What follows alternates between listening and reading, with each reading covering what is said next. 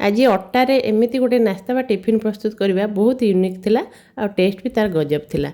आपण माने थरे निहाती ट्राए करेंगे। आपको मु तो कचोड़ी की आलू टिक्की आपण जहाँ ना दे पारे बरा सेप्र करची मु आपण माने थरे निहाती ट्राए करेंगे। चलतु प्रस्तुत करवा आमर ये यूनिक रेसिपी।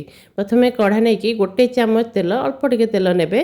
तेलटा को मान तातिला परे जीरा टिके आउ पान मधुरी धला राशि चिली फ्लेक्स टिके पकेकी ताको अटा जेतिकी नेबे आपण माप करदेबे। आपण जेतिकी दरकार माने अटा जेतिकी नेबे पानी सेतिकी नेबे। से हिसाब रे मु अटाटा टिके भाजीची आपण चाहिले पानी देकी टिके लूण दे देबे। लूण फुटिला परे माने पानीटा फुटिला परे अटा देकी आपण जंतुणी जेमति प्रस्तुत हुए सेमति करदबा। लूणटा संग मान मोर स्किप हो जाइए कैमेरा मु रेकर्ड कर पारिनी। आपण लूणटी पकेबे तापरे ठंडा हवा छाड़ीदबा।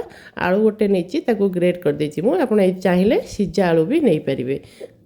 करके भल भाव में धोई देछि। धनिया पत्र किसी काटिक नहीं जाइए। आपड़ यदि पियाज रसुण करिया चाहूबे पियाज ये छोट छोट काटिक पकई पारे। आउ टे लंका भी आड करेंगे जेहेतु छुआ खाइबे मुझे कंचा लंका आड करनी। आप चाहिए कंचा लंका को पूरा चुन चुन कर काटिक पकई पारे।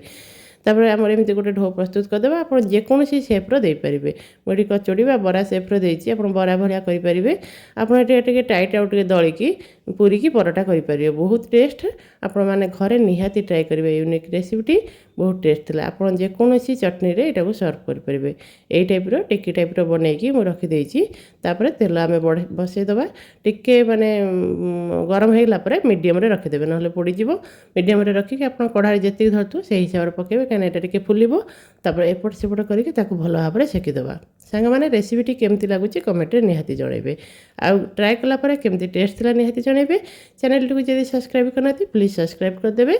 इंस्टा और फेसबुक रे देखुले भल तो निश्चिंत करेंगे। आउ जदि सांग मान को शेयर करने चाहते शेयर करदे। बढ़िया रेसिपी थिला आपण माने ट्राए करेंगे और समस्त को शेयर करेंगे। यही टाइप होगला गोल्डन ब्राउन होगला टिके क्रिस्पी हो देखिए। तापर आपण मैंने छाड़ीदे टिके माने हाई करेंगे सिम रे करेंगे। ताकू प्रस्तुत होमर सब एमती यही टाइप करके मुझे छाणी देती। आपमती ट्राए करेंगे जेकोसी चटनी सहित सर्व करेंगे। मुझे ग्रीन चटनी और टमाटो केचप सहित रही। आपण मैंने एमती करके निहाती एंजॉय करूँ। रोची नमस्कार। जय श्री जगन्नाथ।